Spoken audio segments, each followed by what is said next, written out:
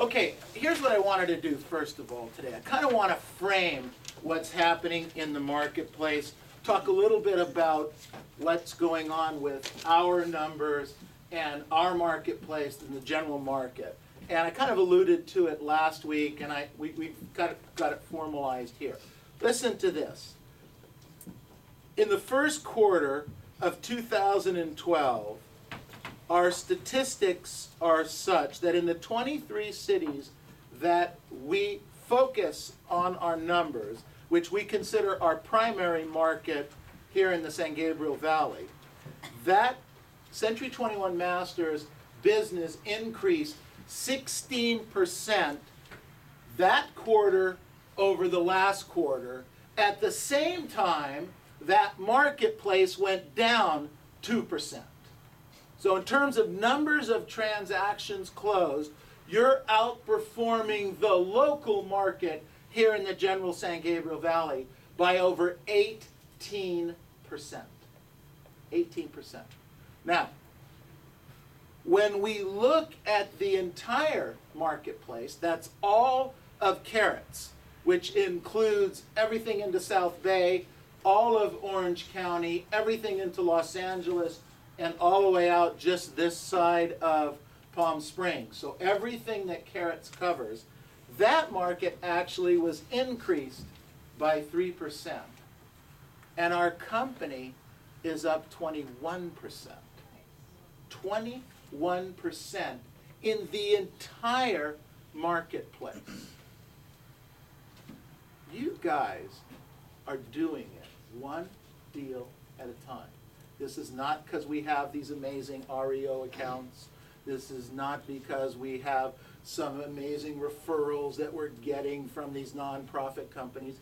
Ladies and gentlemen, this is because you're working, to the degree you're working, the 5510 program and making it happen one deal at a time, one listing at a time, one closing at a time. One deal at a time is structured in such a way that we're outperforming the marketplace. Another couple of stats are that our average sales price is increased by $8,000 per transaction, which is a focus, $8,000 per transaction sales price, correct. That's a focus that we've had as a company that I've wanted you to focus in.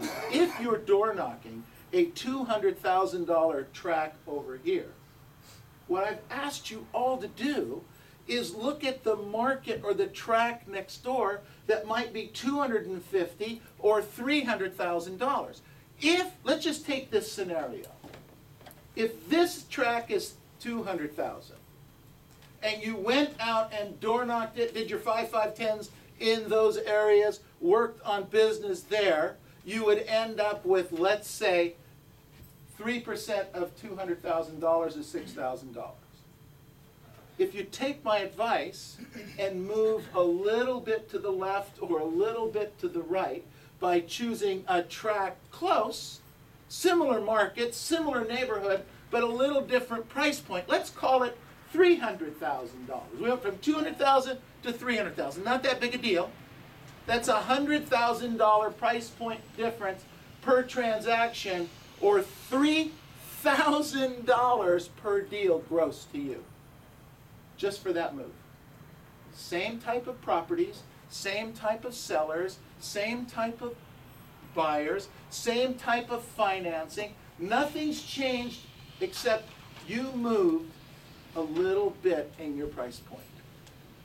And that's starting to reflect in our transactions. Your price point is starting to move up, which means that you're getting paid more for each transaction you're doing. Congratulations. That's fantastic. I wrote down here, the market is changing. I promise my job is to let you know when things are changing, when things are happening in the marketplace. And in fact, the market's been changing. We've been talking about this for a few months, but things are really starting to gel together, and I think starting to accelerate. That's good, and it can be bad. But I wrote down here, in order to excel in this new marketplace, we must understand, write this down, listings are, again, the name of the game.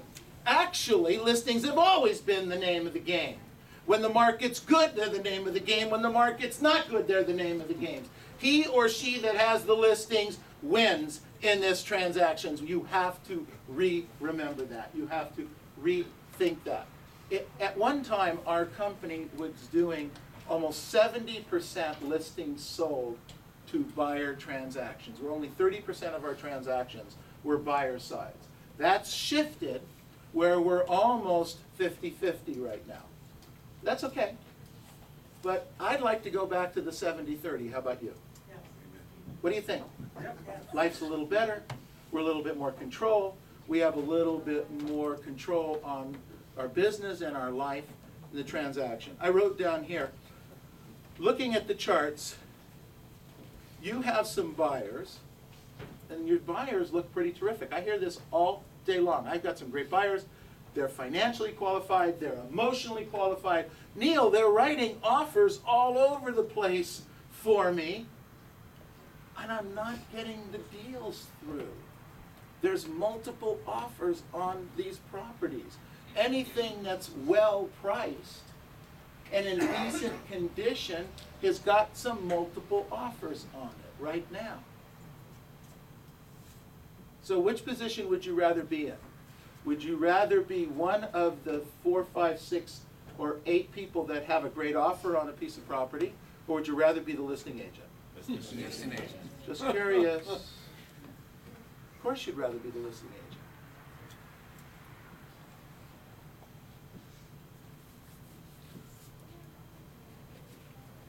So write this down. Well, first, don't write anything. Here's a question. If you have a number of activities that you've lined out to do today, and you get them all done, but you didn't list a house or you didn't sell a house, but you got your entire list of other activities done, door knocking, phone canvassing, working your scripts and dialogues, how do you guys feel about yourself? You feel good or bad? Good. You feel good about yourself, right? Say yes. Yes. You feel darn good about yourself. I wrote down here, the better we feel about ourselves, the more we tend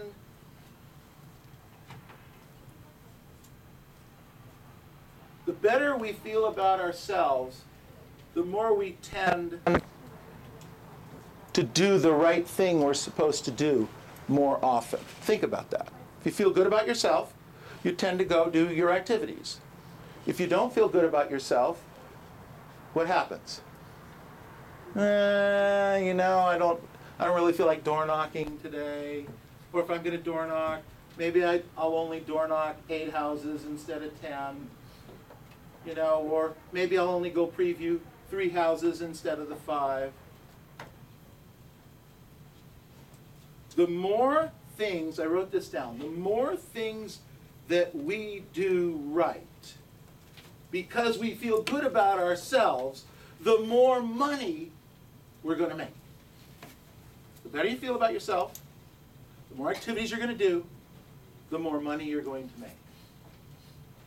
Converse to that is if we don't do what we're supposed to do, when we're supposed to do it, the activities that we have lined out, then we don't feel as good about ourselves, we're not as productive as we could possibly be, and then therefore we don't make quite as much money.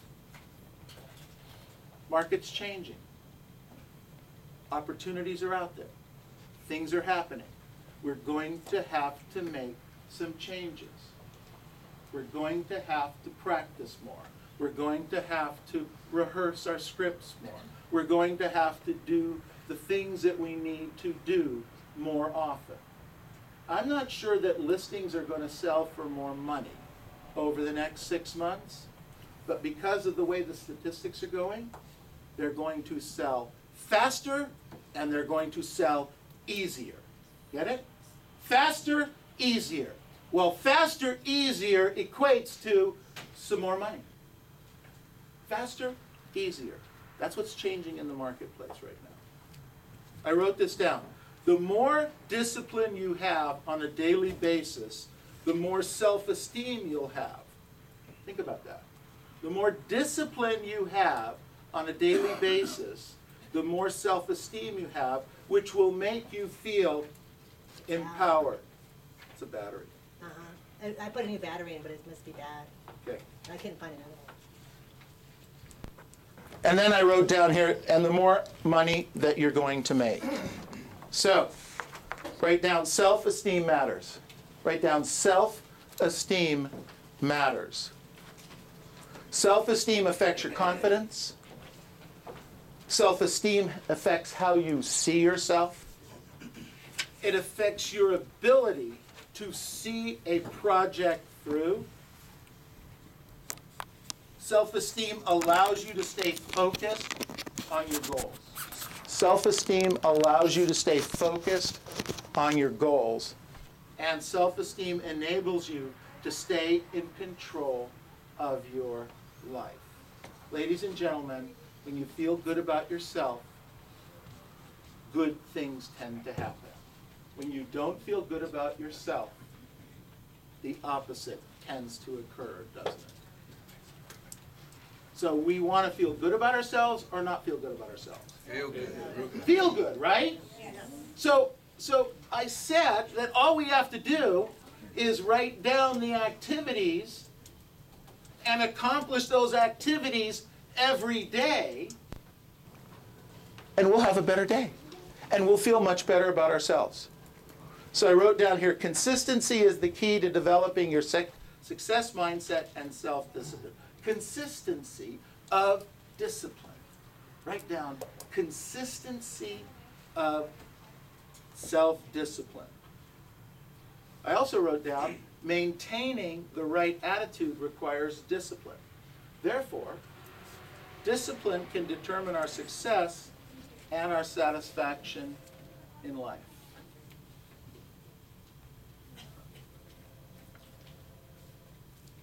I wrote down, every act of self-discipline increases your self-esteem. It gives you feeling of personal power and accomplishment. I remember when I first started running, I was about 44 years old.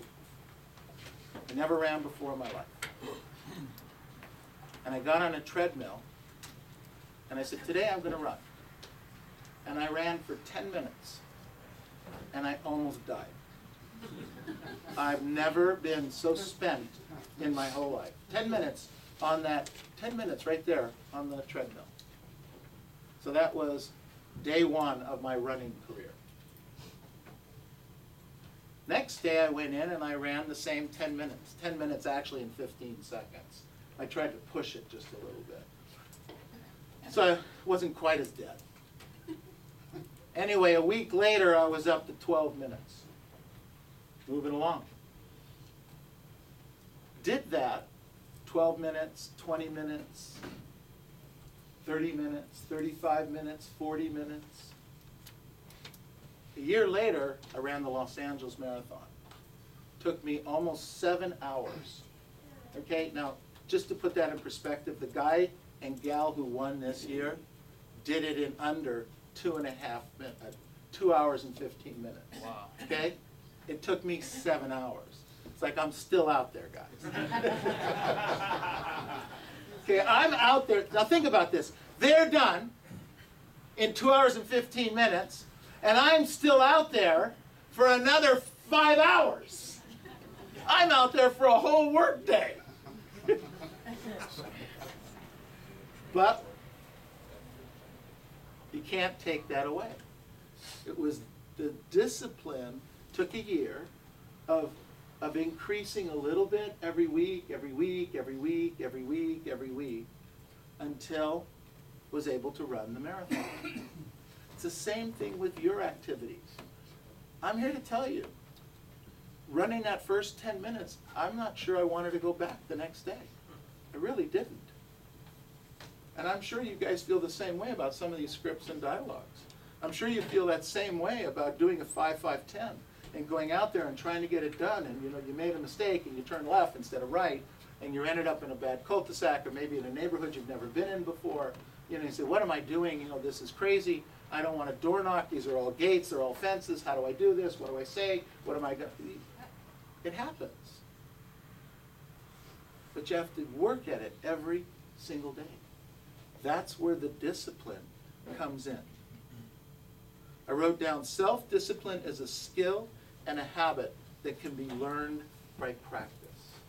Self-discipline is a skill and a habit that can be learned by practice. Every time you practice a little self-discipline, you become a little bit stronger. One less drink. Going to bed 30 minutes earlier. Getting up 30 minutes earlier. Reading 5 pages in a book every day before you go to sleep. Lifting the barbell and doing 20 reps today and 25 reps tomorrow, then increasing it by 5 pounds at the end of the week. Self-discipline, practice, developing the skill.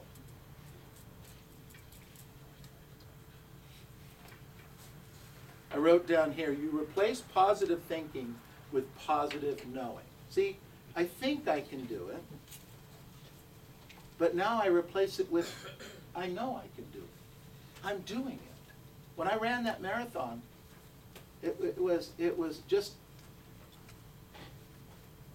a completion of something that I had started. I didn't start, by the way, with the idea that first 10 minutes that I was going to run a marathon. It really was the furthest from my mind. All I wanted to do was just get home now, after that first 10 minutes. Never thought about the marathon. But I'm here to tell you that as time goes on and then you try to work on the different goals. So today, do a 5-5-10. If you can't do the 5-5-10, do a 3-3-8. Do a 2-2-5. Do a 1-1-2.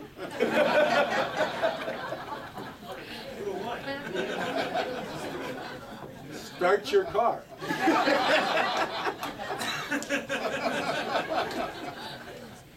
It all takes practice. We need to take those first steps. The activities, the consistencies. I wrote down here, nothing is as easy as it seems. There's always unforeseen challenges and problems on the path to success and achievement. Always. It looks easy, it looks simple, it's not. I sit back here and I say a 5-5-10 is simple. I know it's difficult. It's difficult just to sit down on the computer and figure out where you're going to go. I get it. It takes a few minutes to do that. But after you set up doing that on the computer, after a week, by the second week, it's easier, isn't it, everybody? Yes. And by the 4th week, it's like, what was the big deal 3 weeks ago? I get it. But you have to start someplace. 1-1-2s, okay? 1-1-2s.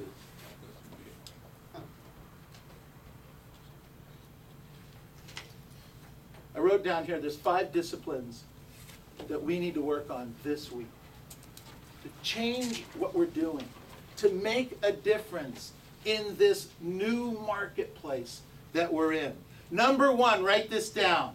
Meet more people. Meet more people. We are in the meet the people business. Write down, how many am I going to meet? No fail. This week I will meet, and you write your number down. No fail. I don't care what it is. It's not important to me what the number is. It's important to you what the number is, and it's important to you that you accomplish that number, whatever that number is. Number 2, follow up a minimum number of people this week.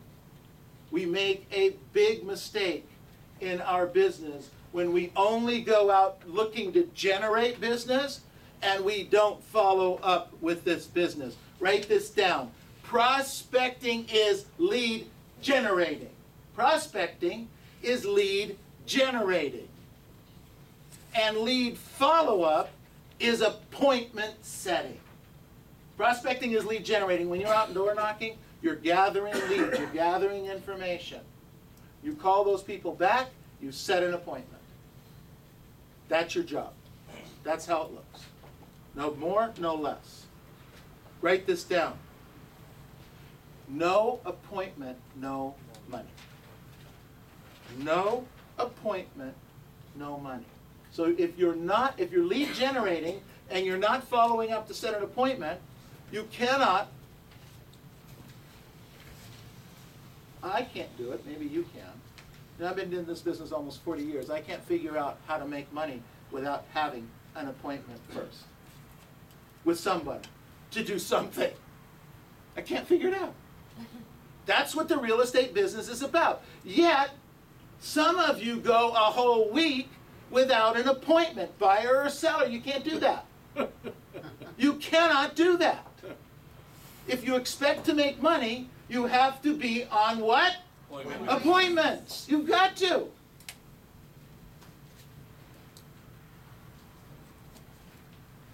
Number 3, write down, preview a minimum amount of properties this week. Preview a minimum amount of properties this week. 5, 5, 10 is my goal for you. Maybe your goal is a 1, 1, 2. Okay, let's meet in the middle.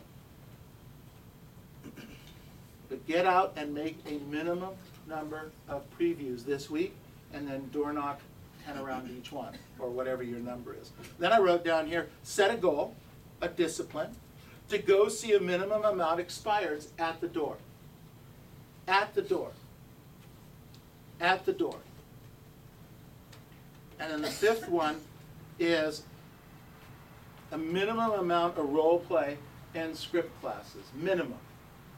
You are going to role play X number of hours. You are going to write X number of scripts. Some of you are actually doing a terrific job writing scripts, and you're to be applauded. Yeah. But what you're doing is you're doing the script writing, and you're not also doing the script practicing. Okay? So it's not enough only do the writing. You've got to do the practicing.